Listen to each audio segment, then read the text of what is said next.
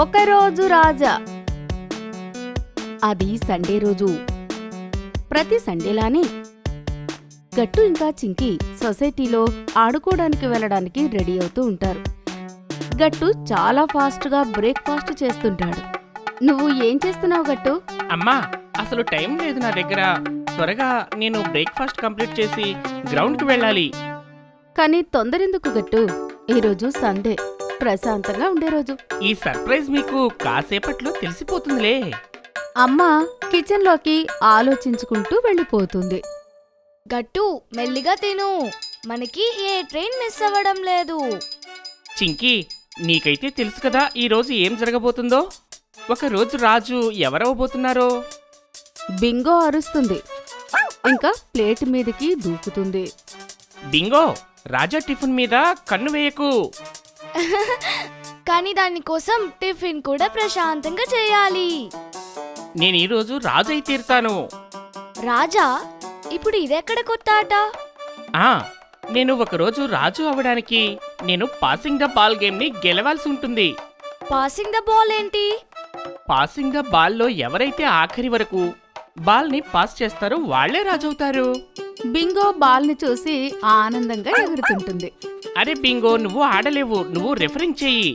గట్టు ఇంకా చింకి సొసైటీ గ్రౌండ్లోకి వెళ్తారు. అక్కడ ముందుగానే బంటి, శివ, హరి ఇంకా మాంటీ ఉంటారు. బంటి చేతిలో మ్యూజిక్ బాక్స్ ఉంటుంది. శివ చేతిలో క్రికెట్ బ్యాట్ ఉంటుంది.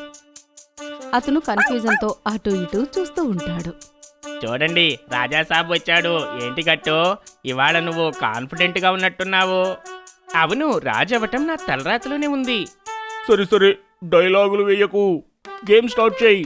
అరే యార్, ఒకవేళ నా చేతిలోకి బాల్ రాగానే మ్యూజిక్ ఆగిపోతే? ఏముందికా, నువ్వు అవుట్ అవుతావు, నువ్వు రాజు కాలేవు. శివ ముందుకు వస్తాడు. ఎన్న గేమ్ ఇది. బలా మ్యూజిక్క ఎనకు ఓ నువ్వు పోరియల్లా. చింకీ, శివాకి అర్థమయ్యేలా చెప్పు. శివ, మ్యూజిక్ ఆగిపోయినప్పుడు ఎవరి చేతిలో అయితే బాల్ ఉంటుందో వాళ్ళు అవుట్ అయినట్లు. అయ్యో సారీ, నా ట్రైపం రా. గేమ్ మొదలవుతుంది. మ్యూజిక్ మోగుతూ ఉంటుంది. పిల్లలందరూ ఒకరికొకరు బాల్ పాస్ చేసుకుంటూ ఉంటుంటారు. ఇదిగో బాల్ తీసుకో. అరే బంటి, సరిగ్గా వెయ్యి. అరే నాకు వేయకు, నేను అవుట్ అయిపోతాను. అయ్యో, ఏ సిక్స్ టాప్ ఆగమా.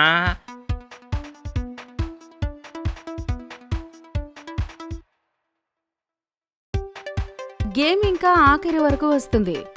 గేమ్ గట్టు ఇంకా మాంటీ మధ్య జరుగుతూ ఉంటుంది. ఇంకా అప్పుడే మ్యూజిక్ మొదలవుతుంది. ఇదిగో గట్టు, బాల్ పట్టుకో, నేను గెలుస్తాను. గట్టు బాల్ పట్టుకుని వెంటనే మాంటీకి వేస్తాడు. వెంటనే మ్యూజిక్ ఆగిపోతుంది. ఇంకా ఇలా గట్టు గెలిచి ఒక రాజవుతాడు. గట్టు ఆనందంతో ఇలా అంటాడు. హే, నేనే గెలిచాను. పిల్లలందరూ కూడా ఆనందంతో ఎగురుతూ ఉంటారు, ఒక్క మాంటీ తప్ప. ఇవాళ నేను మొదటి రోజు రాజాను అయ్యాను కాబట్టి నేను నా మొదటి ఆజ్ఞని చెప్తున్నాను, వినండి. ఇదిగో వీడు నాటకం ఆడడం మొదలుపెట్టాడు. బంటి, వెళ్ళు, నా కోసం మంచినీళ్ళు తీసుకురా. నేనా? అవును, ఇది రాజు ఇస్తున్న ఆజ్ఞ. సరే మహారాజా. హరి, నువ్వు వెళ్ళి ఎండలు నిలబడు. రాజుకి ఆహారం కావాలి. ఏంటి నువ్వేం చేస్తున్నావు? నేను చెప్పిన ఆజ్ఞ పాటించాలి. గట్టు, నువ్వేం చేస్తున్నావు? నేను రాజును కాబట్టి నా మనసుకి ఏదనిపిస్తే అది చెప్తాను. రాజానా పోలీసా? శివ, రాజా అంటే కింగ్. ఓహో అవునా. మాంటీ, నువ్వు నాకు గాలి విసురు. నేనేమైనా ఫ్యాన్నా? బంటి, నువ్వు నా చెప్పుల్ని శుభ్రం చెయ్యి. మీ ఆజ్ఞ మహారాజా. బంటి మెల్లిగా వెళ్ళి గట్టు చెప్పులకి మట్టి పూస్తాడు.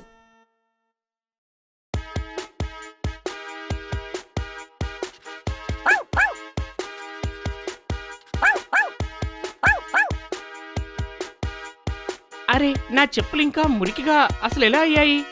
పిల్లలందరూ గట్టు వేసిన రూల్స్కి విసిగెత్తిపోతారు. గట్టు, ఆట బానే ఉంది కానీ ఇది కొంచెం ఎక్కువైంది. పిల్లలందరికీ గట్టు మీద కోపం వస్తుంది. గట్టో మాకు అసలు ఇది బాగా అనిపించడం లేదు. అయితే నేను ఇవాళ రాజుని. రాజా అవడం అంటే అందరి ముందు పెత్తనం చూపిస్తూ పనులు చేపించుకోవడం కాదు. రాజా అంటే పవర్. ఇది చాలా తప్పు. చింకీ మిగతా పిల్లలందరి ముందు గట్టుకి అర్థమయ్యేలా చెప్తుంది. ఒకవేళ నీకు ఎవరైనా ఇలాంటి ఆర్డర్స్ ఇస్తే నీకు ఎలా అనిపిస్తుంది చెప్పు? అవును, నాకస్సలు బాగా అనిపించదు. అందరి మాటలు వినేవాడినే రాజా అని అంటారు. ప్రజలందరినీ సతాయించేవాడు రాజు అవ్వడు, వాడు విలన్ అవుతాడు. గట్టు అతను చేసిన తప్పు తెలుసుకుంటాడు. నేను కాస్త ఎక్కువ ఎక్సైట్మెంట్లో మిమ్మల్ని ఇబ్బంది పెట్టాను. ఇంకా నేను చాలా ఎక్కువ చేశాను. అసలు నేను ఏమనుకున్నానంటే రాజు చెప్పిందే అందరూ చెయ్యాలి అని. గట్టో నువ్వు నన్ను ఎండలో నిలబెట్టినప్పుడు నాకు కాస్త బాధగా అనిపించింది తెలుసా? నువ్వు నన్ను గాలి ఊపమని చెప్తే నేను నీ స్నేహితుడిని కాదు, సర్వెంట్ అనిపించింది. సారీ ఫ్రెండ్స్, నాకు నిజంగా తెలీదు అలా ఫీల్ అవుతారు అని. ఏం పర్వాలేదు గట్టో, పెద్ద పెద్ద దేశాల్లో ఇలాంటి చిన్న చిన్న విషయాలు అన్నీ జరుగుతూనే ఉంటాయి. అవును, నువ్వు రాజు కాదు కార్టూన్లాగా అనిపించావు. గుడ్డ లెన్నింగ్ డా రాజా గుడ్డ ఇరుకానం. శివ, నాకిప్పుడు అర్థమైంది మంచి రాజులా ఉండటం అంటే ఎలా అని. మంచి రాజు అంటే అందరి మీద పెత్తనం చెలాయించడం కాదని, అందరికీ సహాయం చేయడం అని. గట్టు, నాకు ఆనందంగా ఉంది. నీ తప్పు తెలుసుకున్నావు. అసలైన రాజు ఎవరంటే ప్రజలి మాటలు వినేవాడు, ఇంకా అందరితో కలిసి ఆడుకునేవాడు.